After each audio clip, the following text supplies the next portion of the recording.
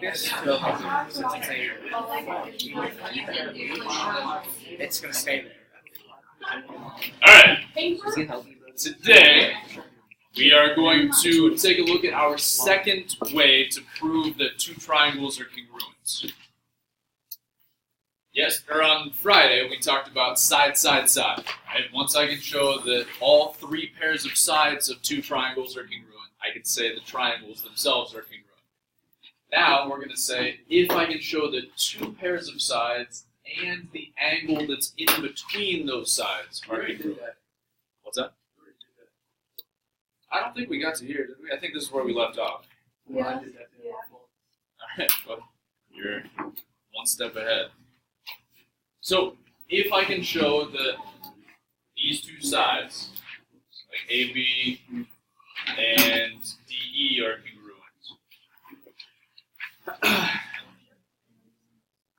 and I can say that these two sides, so like BC and EF,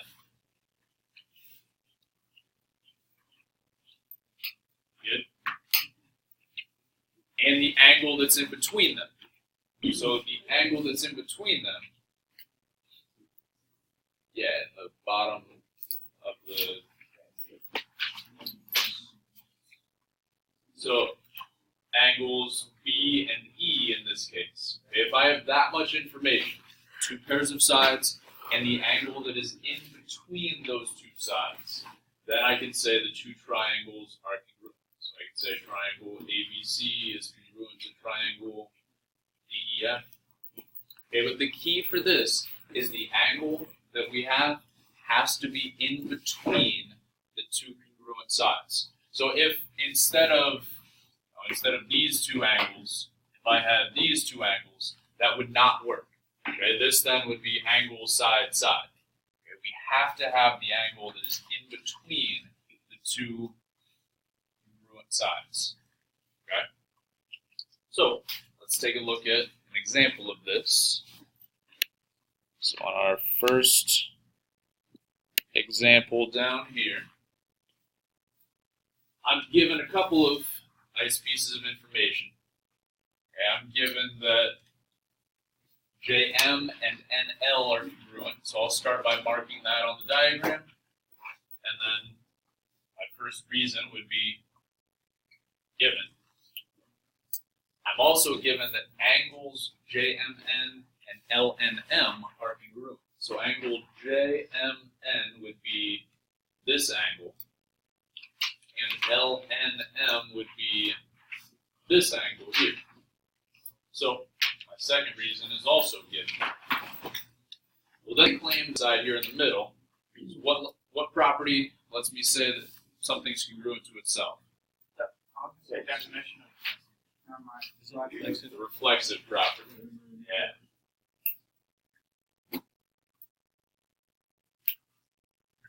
I have side, angle, side for both of these triangles. That's enough to claim that the two triangles are congruent by side, angle, side.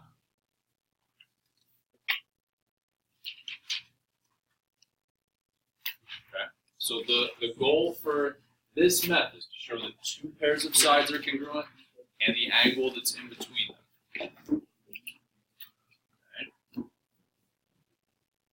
Questions?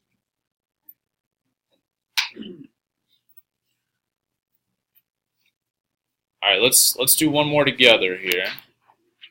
Let's take a look at number 5.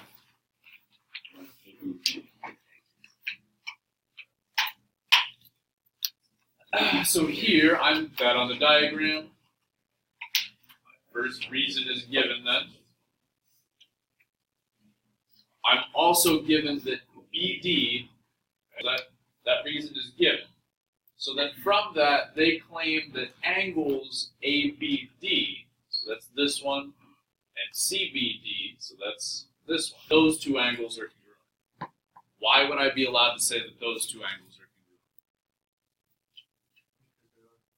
Because they are.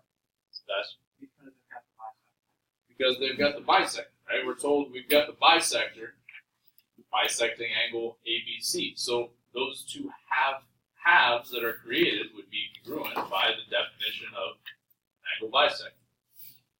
Remember, if we're ever given anything about a midpoint, we're going to use definition of midpoint, and if we're given anything about a bisector, we're going to use definition of a bisector. Right? Then they say, well, BD is congruent to BD. Why is that? The reflexive property.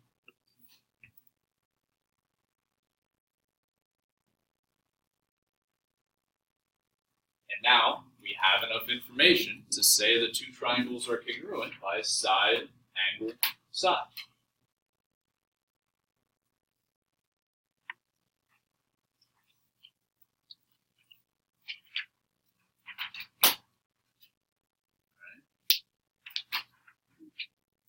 Questions? Do we want to do another one together, or you guys, bless you, feel like you can try one? Try one? Alright, why don't you guys try number 6 here. See what you can do with number 6. What if you take that line and take down the process and put it Alright, let's take a look at number 6 here. Okay. On this one, the only piece of information I'm given is that V is the midpoint of both WZ and XY. So then, they claim, well, that has to mean that WV and VZ are congruent. Well, if I know that V is the midpoint, then that means these two things are congruent by the definition of midpoint.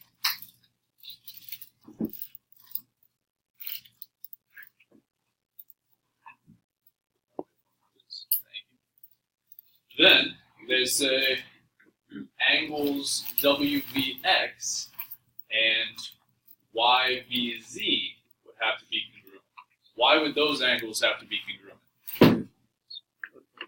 Because they're vertical angles. Okay, we can always say that vertical angles are congruent.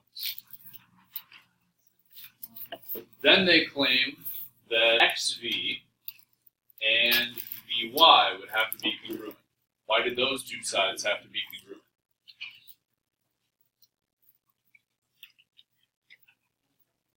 Definition of midpoint. Right. Okay. Again, we're told that V is the midpoint of XY, so those two halves would have to be congruent by definition of midpoint. So now, if I look at my two triangles, I have side, angle, side. Right, for both of these. So I can say the triangles are congruent by side, angle, side.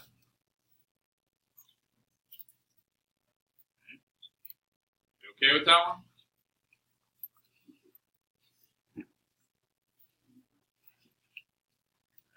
So I wanna do number 7 together here, because this is the first time that we're given something with parallel lines.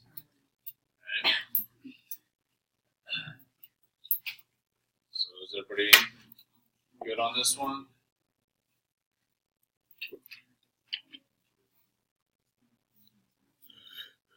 So on number 7 here, if we look at the information, we're told HI and GJ are congruent. So I can mark they're congruent. This first reason is given. Then I'm also told that those same two lines are parallel. So we talked about marking the parallel lines on a diagram, right? We put the same number of arrows on the diagram to mark that they're parallel. So again, we're told, or again, that would be given. So then, in the next line, they claim that angle GJH, which would be this angle here, would have to be congruent to IHJ. So this angle right here. Does anybody see any possible reason why those two angles would have to be congruent, knowing that these two lines are parallel. Sebastian? No, we're not. So we have to be told that something's a bisector to use definition of an angle bisector. They're not vertical. Right? Vertical angles would be angles, like that are right across from each other. Isn't it reflexive? You say they look the same? They look reflective. Oh, reflective? No, that's only if we're talking about the same angle. Boy, I'm ball as well. Now, again, we have to be told that something's a midpoint to use definition of midpoint. Okay, so this one, if I kind of extend those lines out, I'd extend those out, it would look something like this. And we're saying that these are the two angles that are congruent. Alternate interior angles. Okay? These two angles would be alternate interior angles. And we can only say that they're congruent if I know that these two lines are parallel. So I mentioned on Friday that if we're ever given parallel lines, which we are in this case, we should automatically start thinking where we're going to use alternate interior, alternate exterior, or corresponding at some point. Okay? Given parallel lines. So corresponding in this diagram would be like this angle and this angle. Angles that are in the same position. Okay? So then they claim HJ is congruent to HJ. Why is something congruent to itself?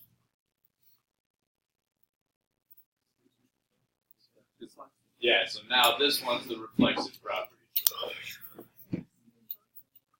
And now, if I look at my two triangles, I have enough to claim side, angle, side. Say the triangles are congruent by side, angle, side. Questions? What is CPCTC? Corresponding parts of congruent triangles are congruent. That's a mouthful, Pat. Is that for fun? Well, we've got 20 minutes left, so we should be able to get most of it done in here. We're gonna, yeah, we've got a sheet here, but we're going to do a little bit of it together before I turn you loose here. What?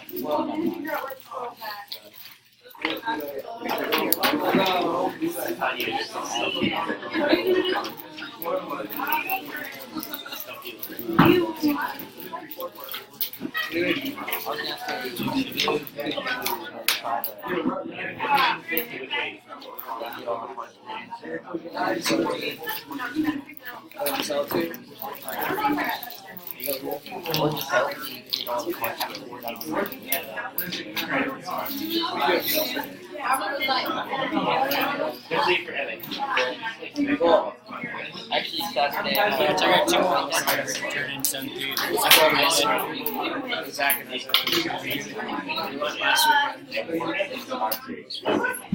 So we want to go everything. I'm doing this thing.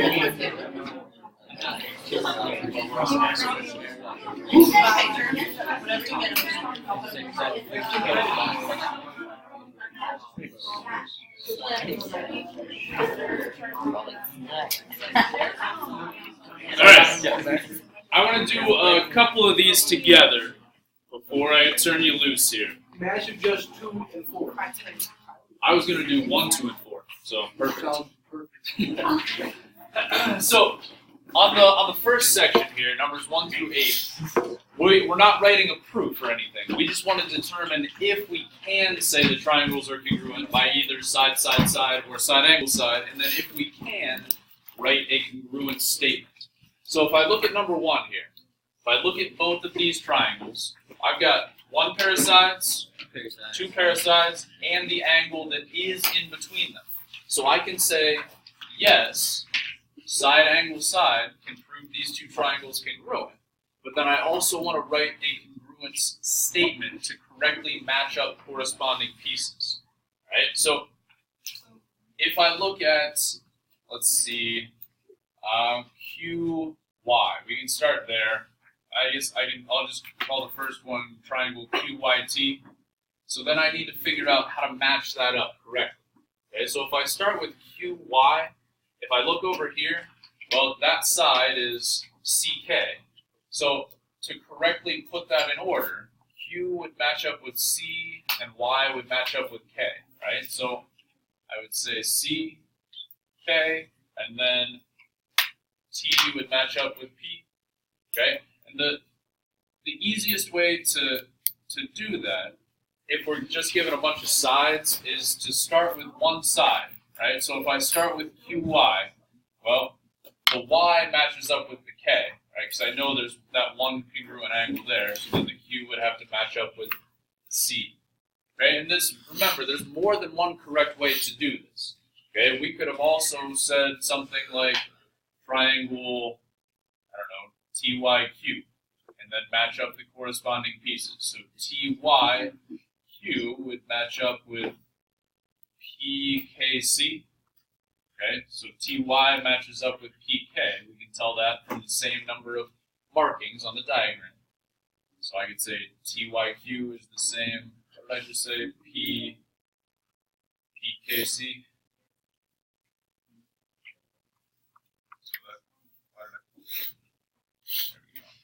Okay, so you only have to write one congruent statement. Okay, I'm just showing you that there's more than one correct way to do it. Right? So now let's take a look at number 2 here. So yeah, I'm given one pair of sides, two pair of sides. Well, that's all I'm given, right? But right, I know for sure that this side is congruent to itself. Even though it's not marked on the diagram, I still know that for sure AC is congruent to AC. So here I could say, yes, these two triangles are congruent by side, side, side. Then I need to write a congruent statement. So if I start with this triangle, I can just call it ABC. Then I need to match up corresponding pieces. Okay, so AB, this side here, would match up with this side, because those two have the same number of markings. So AB would match up with CD, and then BC would match up with DA. So I could say triangle ABC. So ABC is congruent to CDA. Okay, and again, there's more than one correct way to do that congruent statement, just as long as you're matching up corresponding pieces. Right. So then I want to do number 4 as well here. So if I look at these two triangles, I have one pair of sides, two pair of sides, and an angle over here. So can I do side angle side? Yeah. Right. No. What? This angle that I'm given here is not in between the two sides. Okay? So in order for us to use side angle side, it would have to be these two angles here.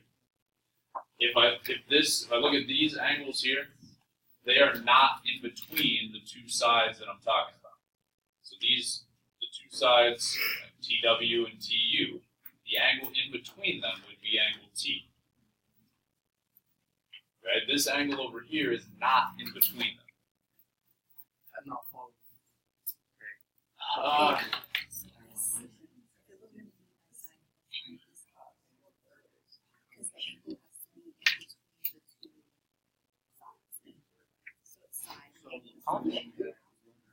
Yeah, so like if it was here and here, if it was here. Dude, I'm so lost. I'm still confused on why we can't. Like if we said it was Let me. Because aren't they here, angles? They are. They are corresponding angles. there would be But side angle side. if like on this one, we have an angle that's in between these two sides. So these two sides, the angle that's in between them is right here. Over here, if I've got these two sides, that is not the angle that's in between these two sides. The angle that's in between them is here. So what we would have here is angle side side. Dummies. Can't use angle side side. It would have to be the angle that's in between When you see the it two down sides. Why would you write that word? Wait, so what is it then? So bring it back here. Okay, so what we have here for number 4 is angle side side, right? We have an angle that's not in between these two sides. It would have to be angle T and angle S for this to be side angle side. So for this one, we just don't have enough information. Okay? Notice it says state whether the triangles could be proven if possible. This one is just not possible. Just remember, there's No donkeys. Right?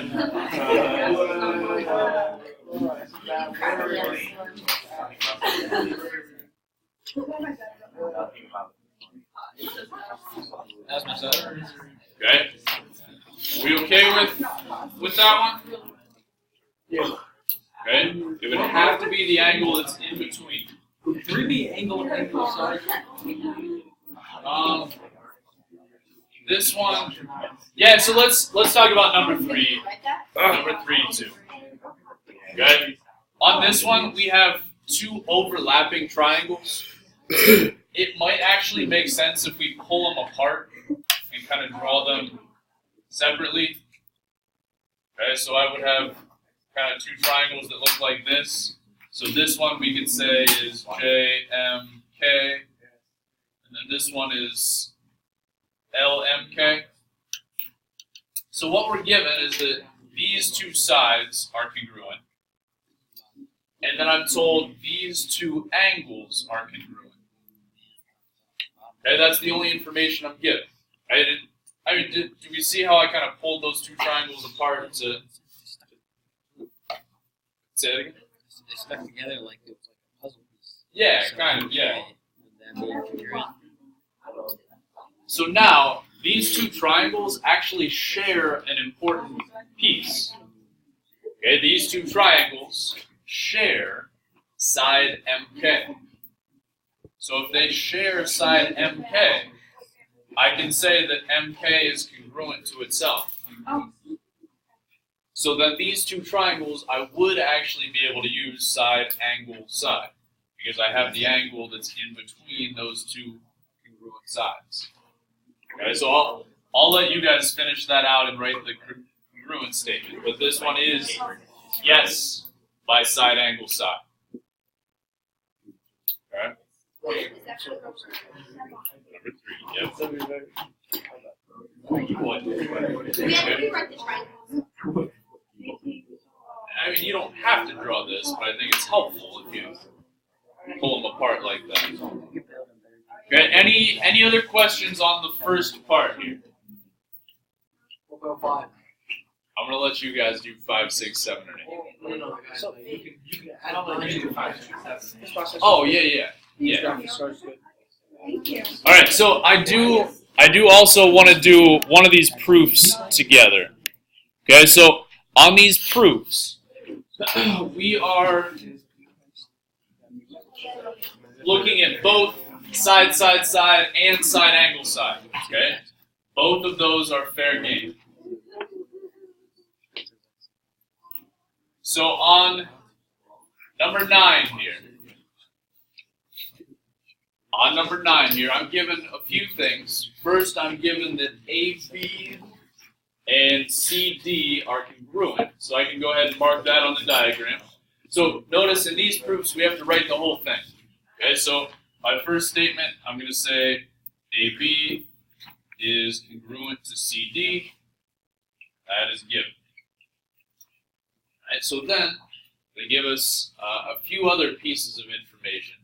I'm going to jump to the third given first.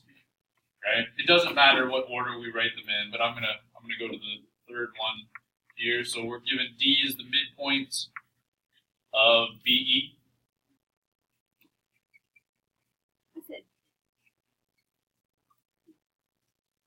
So if I know that D is the midpoint of BE, what can I say? BD. Exactly. That BD is congruent to DE. To DE, and what would be my reason there? F of midpoint.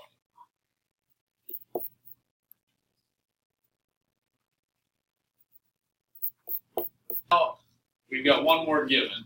I'll go back to that. Now, if you wrote all three givens down at first, that's perfectly fine. Okay, but I'm doing a given and then what we can figure out from that, and then a given and what we can figure out from that. That's the way that I like to order proofs. But if you first, that's perfectly fine as well.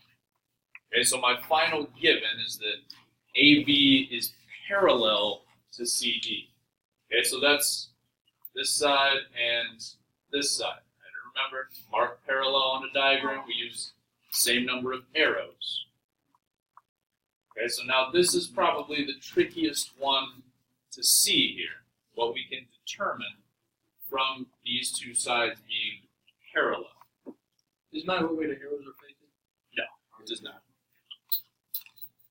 Okay, so, I mean, it may help if we kind of extend the sides out a little bit to see what we're going to do here. So I've got these two parallel lines cut by a transversal. So remember, whenever we have parallel, we want to automatically think alternate interior, alternate exterior, corresponding. Right? We're going to have one of those things.